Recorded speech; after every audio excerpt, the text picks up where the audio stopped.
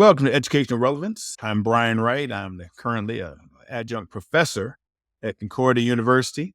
I've also served in a lead administrative capacity in schools for 25 plus years. My partner in crime here is Mark McBeth, who is also a turnaround principal in his own right, but also an author and has written books regarding student leadership. Right now, we're going to be talking about the third leg of our Turnaround for a C plan curriculum.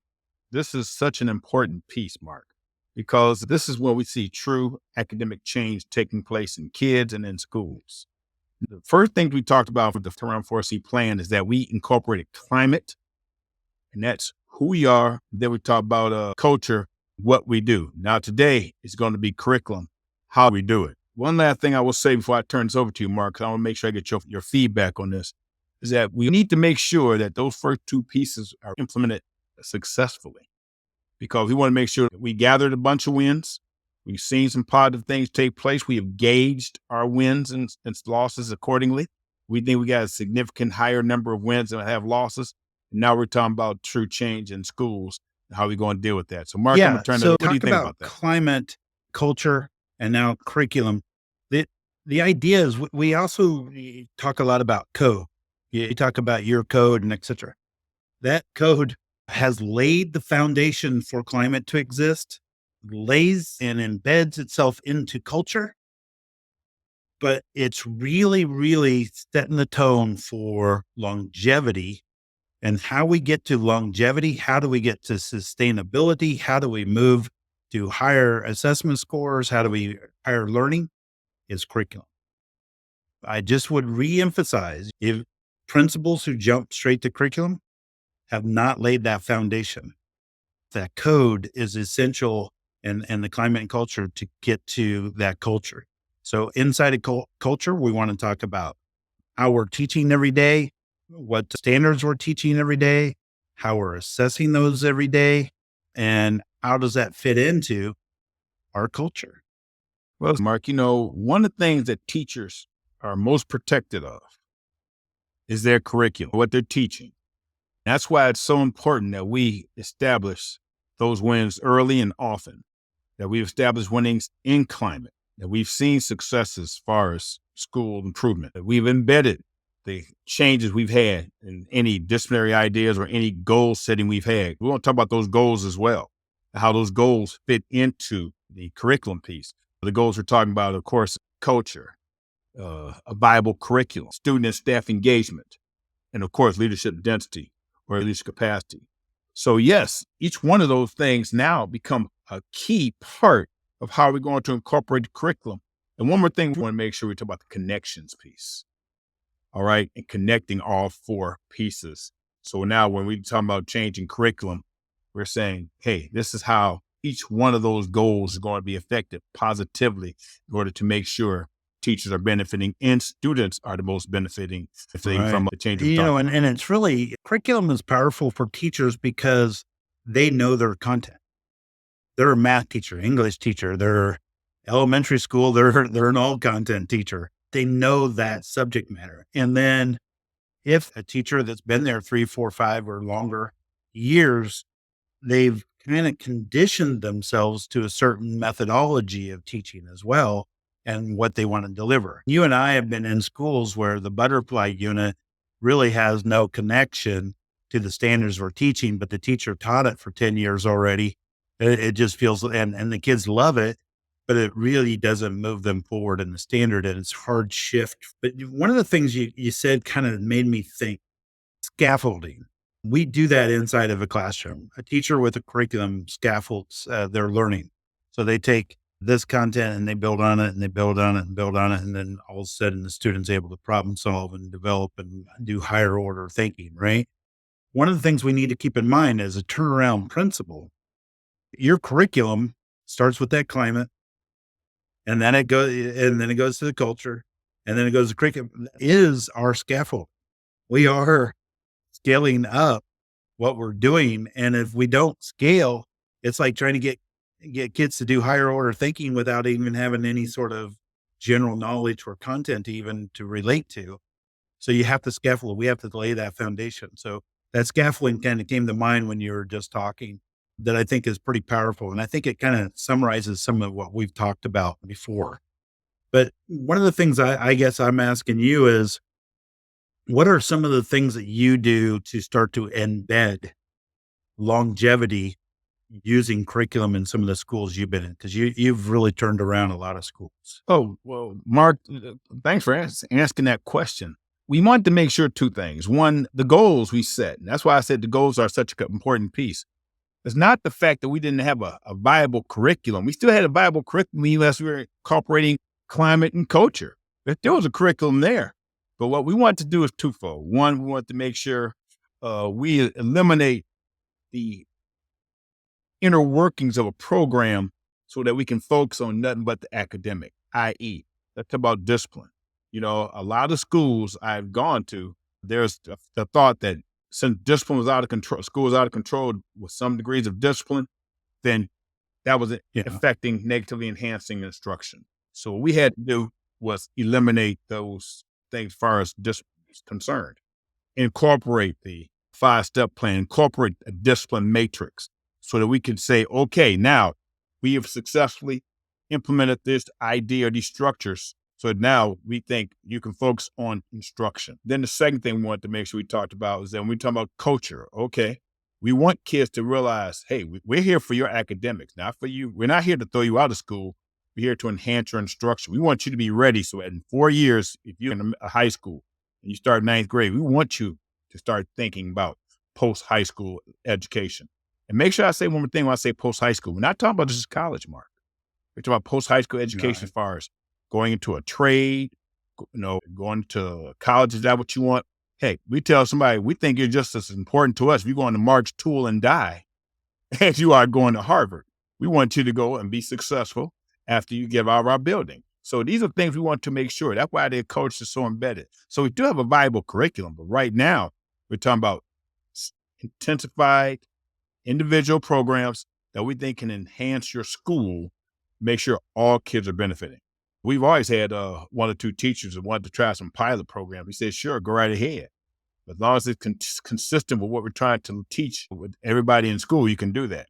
But now that third year is when you start. So you have a timeline that you kind of work on in that third year, really establishing that timeline. Is there something that you experience to know when you can really shift to a stronger curriculum movement? Is there something that you feel when you're in a school as a principal that says, hey, they're ready? Oh, absolutely. As a matter of fact, there have been situations, and there's been some research based on this situation. So you can make a change in 12 to 18 months in the school. If you're thinking that you can make those changes in the school in 12 to 18 months, and you say climate and people taken to the climate in a hurry, and you see some immediate changes, and all of a sudden they fit and they're ready to go, then even in that second year, I've done this in a school, and I'm just using this as an example. In a second year in the school, we did a standards-based grading as a pilot program for the district. And we're the first school to ever do that. And we incorporated that with a minimum negativity because teachers felt comfortable in how we were going to do it. They felt at ease. Even some of the naysayers felt like, okay, we implement it in a way where you can still have some ideas of how you want to implement your own grading system. And during that year, we actually asked for computers for each one of our kids. We got it through our Board of Education. Those are just two examples of how we implemented curriculum type pieces. In a second year, I felt successfully because the first year we had quite a high degree of success the first year. I don't know if there's a percentage or not of when you say teachers are ready, but if there was, it would be that 70-80% of your staff is on board to move to that next stage for standard-based grading. And what they're doing is they're having those conversations around our code. So mine, student learning first, rigor relevance relationships generates results. See, and unless they adopt that code, they're not willing to have standard-based learning or standard-based grading because they're not putting learning first yet. But if they are, then they're ready to move. And that's why you were able to be so successful with that. You know, in school we're talking about, and I can talk about another, but let's start with this school. We were so successful that we won an award by the state that first year. And in that criteria of earning that award, 86% of our teachers said they were satisfied with the changes Right. we have implemented that first year. So you had 86% of your Yeah, that's staff great. feeling pretty positive with what's going on. You're committed Yeah. because you felt that second year because you felt most of the staff was in agreement and was Yeah. ready for the changes that we want to implement. Yeah. So that was very comfortable in that regard. Now, that being said, that doesn't happen to every school. Let me make sure I'm clear. But at the same time, that's why you want to make sure you give it some opportunity and some time so you don't want to rush the process, as it were, as we're discussing these years. That's why I said year 3 is usually when you have time, because the first 2 years you really want to implement with some degree of fidelity, both the climate Yeah, let's piece touch on and that a then that bit. culture So piece you've that you want to mentioned do. the 12 to 18 months a few times. Michael Fullen is who I always adopted. He said that we could turn around in school in 12 to 18 months. I think what he really means within that is that we got them on the right path in 12 to 18 months. Doesn't mean that sustainability, we can leave the school and everything's good, right? What it means is that we got them on the right path. They're thinking forward. They're thinking within the code. They're moving forward. That's the key within it. So let me give you an example of what some people might say, because it deals with instruction and deals kind of with assessments and et cetera. Is I worked in a school in Missouri, and we also got recognized by the state for being the most improved school in math, both in middle school and high school. I was principal over both, and also in science, and then in middle school language arts. But here's all I did is I got the teachers to start using the correct vocabulary that was associated with the testing, which is testing vocabulary. That is a Mhm. cultural shift. It is not curriculum. I did not create sustainability at that point yet. And I think that's the difference is we are incorporating those things in during those first few years. But now what we got to do is go back and say, okay, now what are the standards we're teaching? Now, why are we teaching this? How are we going to assess those? How are we going to get kids to think at a higher order? Just getting kids to know the vocabulary was not higher order thinking. It was not problem solving. It didn't mean the kids knew the curriculum better. It's just they knew how to test better, if that makes sense. But it was a gain, and it was essential in moving the culture forward to be able to talk about curriculum. Well, one point that you brought up so clearly in that example, Mark, was that you had a small thing you implemented, but trust was built first. And teachers felt trusted. They trusted you enough so that when you made that change, when teachers said, hey, if Mark's saying we can do this to help us out, they felt comfortable in making that change and making that adjustment. So you had already built up a positive climate so that change could be implemented quickly. And that's the good thing about what we're just talking about, making sure. And again, and two more things I want to bring up while you're talking about this. First one, when you talk code, that is the byword of everything we do and everything I've done in the academics is about code. And the amount of courses, respect is earned, not just given, but common courtesy demanded of everyone. But the second thing you talk about when you talk about code and the development of what we're doing, man, you're laying it out right there as far as the changes we can make quickly and the changes we do so that the connection piece is there where we talk about climate now begets culture. Culture begets curriculum. And as we talk about this, and then the connection piece, which we'll discuss later on, we'll bring all that together. But yeah, so Yeah. I'm so glad you Thanks. brought those 2 One points, of the Mark. things I I wanted really to jump appreciate that back you doing to that. on a slightly different topic is within this is last week we talked about culture. One of the things we said was we should set professional learning communities as a stage. The idea that we get teachers through the procedures of talking, just getting them into the mode. When we move to curriculum, now that learning community of teachers is having deep developmental questions about how kids learn. That's that shift. And we can't have that conversation early on. But when we hit curriculum, when we're at that stage, now we can have those teachers having that deeper development question inside those learning communities. So sometimes people try to adopt learning communities too early in that climate and the culture stage. And it just doesn't work for the teachers. They're having conversations about stuff that they don't have a value system associated with yet. They don't have the core understanding of what instruction really means, what higher order thinking really means. So I think I wanted to go back and kind of touch on that. That's when we got teachers really engaged. Teacher leadership is really being developed. We're enhancing the opportunity that it's more than us. It's more of us as a facilitator and them more as leaders. That brings back the whole goal of leadership density and leadership capacity as we talk about it, and building up others to be leaders besides ourselves. What you just described, Mark, is the post-COVID 2024 way of thinking. Make sure we talk about that. Too many schools, once we came back, we talked about that last week. They really wanted to jump into the curriculum piece early, but they did not set up the culture. They did not realize kids had to feel safe in their environment if they were going to learn.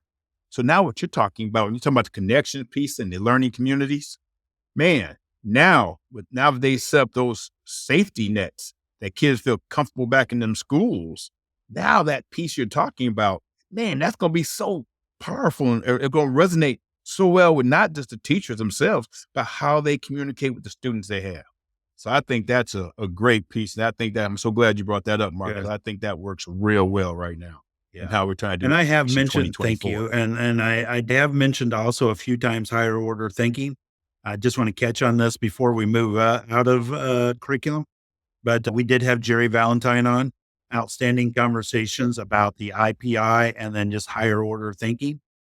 Higher order thinking, collecting the data through the IPI gets us having those right type of conversations. Once again, the teacher's got to be kind of to that point where they're ready to have that learning. He mentions that also, that sustainability. But when we're ready for the curriculum stage, teachers will have those conversations about higher order thinking and deeper thinking type of questions for kids. And so that's another stage that you're thinking about, is when teachers aren't ready to have that conversation, then you're still in culture. And then when you're ready for curriculum is when teachers start to have that conversation more about, oh, the data from IPI is showing us that we should really change our instructional methodologies to incorporate more deeper and higher order thinking. So you might go back and listen to Jerry Valentine, the couple episodes we had earlier, because they were pretty good as well. Well, I tell you what, most of our guest speakers have been so solid, especially when we're talking about Sue Knopp on. She spoke about curriculum. We had both the superintendents on, Dr. Sarah Jerome and Miss Sue Alexander, and they discussed about as superintendents, how they incorporate student learning in their guys as leaders in the districts. So I think each one of them brings certain pieces to the table. And then when we talk about connections next week, I'm sure we're going to talk about Frank Davila and talk about the connections piece that he brings to the table, how he was so successful.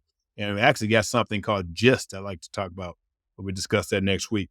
But in the future, Mark, I think we hit curriculum pretty well today. Time we hit it really well. I thought there was some good analogies, good examples today. Next connections, we're going to try to bring everything together. That's the next essential step to create long-term sustainability, which we want to have.